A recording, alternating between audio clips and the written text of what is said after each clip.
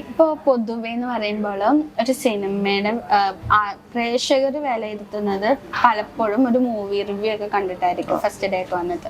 അപ്പൊ നമ്മുടെ മറിമായത്തിലാണെങ്കിൽ അതിനെ പറ്റിയിട്ട് ഒരു എപ്പിസോഡൊക്കെ ഇറങ്ങിയിരുന്നല്ലോ. അപ്പൊ ശരിക്കും ഒരു മൂവി റിവ്യൂ കണ്ടിട്ടാണ് ഒരു സിനിമ എങ്ങനെയാണെന്ന് വിലയിരുത്തേണ്ടതെന്ന് തോന്നിയിട്ടുണ്ടോ? ഇല്ല, പ്രശ്നമില്ല, ഒന്നുമില്ല. അതെ, പിന്നെ നമ്മളിപ്പോ ചെയ്യുന്നതെല്ലാം നന്നാവണമെന്നില്ലല്ലോ. ഇപ്പൊ ചില സിനിമകളെല്ലാം വിജയിക്കണമെന്നില്ല, ചില സിനിമകൾ നല്ല വിജയിക്കും. അതാ ഞാൻ പറഞ്ഞ പ്രേക്ഷകന്റെ എങ്ങനെയാണെന്ന് ഏറ്റെടുക്കുന്ന നമുക്ക് പറയാൻ പറ്റില്ല. അപ്പൊ അതുകൊണ്ട് നമ്മളൊന്നും ബാധിക്കുകയില്ല.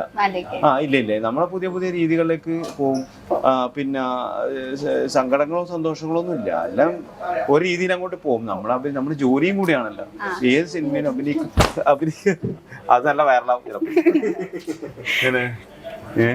ആടെ നിൽക്കേ നമ്മൾ അഭിനയിക്കുന്നില്ല, പറഞ്ഞിട്ട് വരാം. അത് അവിടെ പിന്നെ അങ്ങനെ പറയട്ടാ അതുകൊണ്ട് നമ്മളൊന്നും ബാധിക്കൂല. കാരണം നമ്മുടെ ഒരു സിനിമ വിളിച്ചു, അതിൽ അഭിനയിച്ചു, ആ സിനിമ വിജയിച്ചിട്ടെങ്കിൽ പ്രശ്നമില്ല. കഥാപാത്രങ്ങൾ ചിലപ്പോൾ അത് കണ്ടിന്യൂ ഉണ്ടാവൂല. മറിമായ അങ്ങനല്ല, അത് പിന്നെ എല്ലാവരും കണ്ടുകൊണ്ടിരിക്കുന്ന ഒരു പരിപാടിയാണ്. ചില സിനിമ ഭയങ്കര ഇപ്പം വർഷങ്ങൾക്ക് ശേഷത്തിൽ ഞാനൊരു വേഷം ചെയ്തിട്ടുണ്ട്. എനിക്ക് ഒരു മിനിറ്റാറ്റേ ഉണ്ടാവൂ, ഒറ്റ മിനിറ്റേ ഉണ്ടാവൂ. ആ വർഷങ്ങൾക്ക് ശേഷത്തിൽ ഒരു അടിയാണ്, ഒറ്റ ഫൈറ്റിംഗ് സീൻ, പടാ ആ നല്ല ഡയലോഗ്. പക്ഷെ ഭയങ്കര സന്തോഷമാണ്. പടം ഭയങ്കര ആൾക്കാർ എത്രയോ എനിക്ക് മെസ്സേജ് ചെയ്തു, ഉണ്ണേട്ടൻ ആ പടത്തിലുണ്ടായിരുന്നില്ലേ, പഴയൊരു ക്യാരക്ടറായിട്ട് ഞാൻ ഉണ്ടായിനി. അങ്ങനെ സംഭവം ഉണ്ട്. നമ്മൾ തൂവോട്ട് വേഷയേ ചെയ്യണ്ട. അപ്പൊ അതിലെനക്ക് ആകെ 1 മണിക്കൂറാണ് ഷൂട്ട് ഉണ്ടായത്.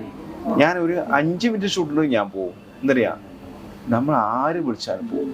ഒരു ക്യാരക്ടർ ഇന്ന് വരെ എൻ്റെ ചരിത്രത്തിൽ ചോദിച്ചില്ല എന്താണ് വേഷം, എന്താണ് ഞാൻ, അതിന് ഞാൻ കഥ എന്തിന് ഞാൻ പാസിംഗ് സീൻ പോകും. പൈസ കിട്ടിയാൽ കുറച്ച് ചെറിയ പൈസ, അത് ജസ്റ്റ് അതിലേ പോയാൽ മതി. അതിലെ അത്രയും ആഗ്രഹമില്ല. അങ്ങനെ ഒരു ത്രൂ ഔട്ട് വേഷം തുറന്ന് പറയുന്നില്ലേ, ആർക്കും വിളിക്കാം, എന്തും വിളിക്കാം, ഏത് പടത്തിനും ഞാൻ പോകും. വിളിച്ചു.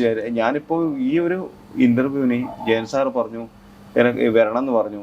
ഞാൻ കാസർഗോഡ് രാവിലെ വന്ന് വിളിച്ച് ഫ്രഷ് ആയിട്ട് നിങ്ങളുടെ മുമ്പിലേക്ക് വൈകുന്നേരം പോവും, എൻ്റെ നാട്ടിലേക്ക് പോവും, ആരെ വിളിച്ചാലും പോകും. കാരണം ഒന്നുമല്ല, നമ്മളൊരു യാത്രയിൽ ഇതൊക്കെ നമുക്ക് സന്തോഷം.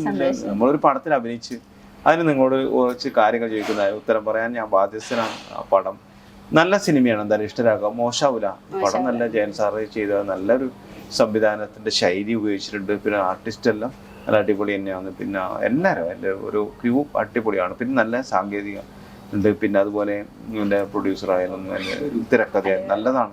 പിന്നെ അങ്ങനെ വേഷം ചെയ്യാൻ പറ്റിയത് ബാക്കിയായിട്ട് തന്നെ കാണാം. അപ്പൊ നമ്മുടെ സിനിമ റിലീസിന് നമ്മുടെ പ്രേക്ഷകരോട് എന്തെങ്കിലും പ്രത്യേകതയായിട്ട് പറയാനുണ്ടോ? പ്രേക്ഷകനെ, പ്രിയപ്പെട്ട പ്രേക്ഷകരെ സിനിമ കാണുന്ന ഇഷ്ടരാകാം. അതായത് ഇപ്പൊ ഞാൻ ഒന്നും വിചാരിച്ചേക്കല്ല, കാണണം എന്ന് പറഞ്ഞാൽ നിർബന്ധിക്കുന്നില്ല. നിങ്ങൾ എന്തായാലും പോയിട്ട് പറ്റുമെങ്കിൽ കുറെ വലിയ കാര്യങ്ങൾ പടമുണ്ട്, അങ്ങനെ അതിൽ പോലൊക്കെ ഞാൻ ഉണ്ടാവും. ഇപ്പൊ ഒരു 5 പടമായിട്ട് എൻ്റെ പടമുണ്ട്. ഞാൻ ഞെട്ടിപ്പോയി. ഈ പടം നമ്മൾ റിലീസാകുന്നത് ഒരു കട്ടിൽ 2 മുറി അല്ലെങ്കിൽ 1 മുറി, അല്ലെങ്കിൽ പിന്നെ രതീഷ് ബാലകൃഷ്ണ പൊതുവാളുടെ പടത്തിൽ ഞാനുണ്ട്. പിന്നെന്താണ് കുണ്ടലപുരാണ് ഇന്ദ്രൻ ചേട്ടൻ നായകനായ പടത്തിൽ ഞാൻ ഓട്ട്, അതൊക്കെ ഈ മാസത്തിലില്ല. അപ്പൊ ഇഷ്ടരാഗത്തിൽ ഞാൻ ചെറിയ വേഷം ചെയ്തിട്ടുണ്ട്. ഇതെല്ലാം കാണുമ്പോൾ അതിലും കാണണം, മോശമാവില്ല എന്തായാലും പടം. ചാക്കോ ഞാൻ പൊള്ളി പുറത്ത് അതല്ല ചാക്കോ അതല്ല. ഇത് ഒരു രസം. എന്നെ പോലത്തെ ഒരു കലാകാരന് ഒരു വ്യത്യസ്തമായ ഒരു വേഷം തന്നെയാണ്. കാരണം ഞാൻ എപ്പോഴും ചെയ്തത് ഏലക്കായിട്ടിന് ഓരോ ചോദിക്കുന്ന, ചായ കുടിച്ച് ചോദിക്കുന്ന, അങ്ങനത്തെ എല്ലാം കൂടെ ചെയ്തത്.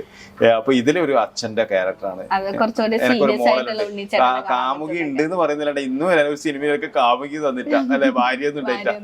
ഒരു ഭാര്യ അഭിമാനത്തോടെ പറയുന്ന ഒരു ഭാര്യ ഉണ്ട് ഇതില്. എപ്പോഴും സിനിമയിൽ കഥ ചെയ്തുകൊണ്ടോ എന്റെ ഭാര്യ ഞാൻ ചോദിക്കണ്ട ഇത് എവിടെ കൊണ്ടോ ഷൂട്ടിംഗ് സ്ഥലത്ത് എനിക്ക് എന്റെ ഓപ്പോസിറ്റ് അഭിനയിക്കാനായോ. മറ്റേ ഇതില് അഖിലേഷ് ചേട്ടൻ എന്ന് പറഞ്ഞ ഓർമ്മയുണ്ടല്ലോ, തരുമൂർത്തി സാറ് തന്നെ.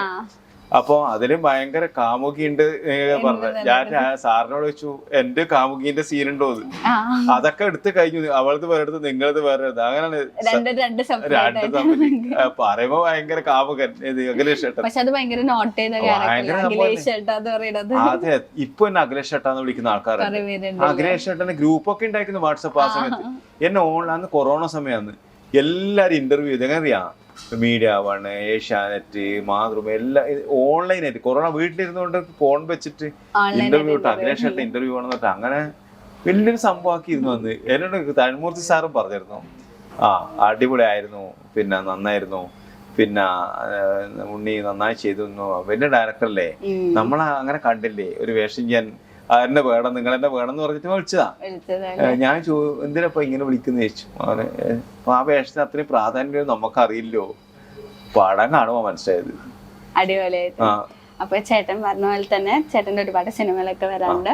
അപ്പൊ വൻ വിജയകരമാവട്ടെ, അതെല്ലാം ഒന്ന് ആശംസിക്കുന്നു. ഈ സിനിമ വിജയകരമാവട്ടെ എന്ന് ആശംസിക്കുന്നു. Thank you so much. ഒരുപാട് സന്തോഷം, സ്നേഹം.